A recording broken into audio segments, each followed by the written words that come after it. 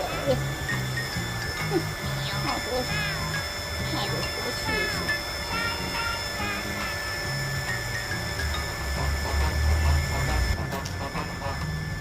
কি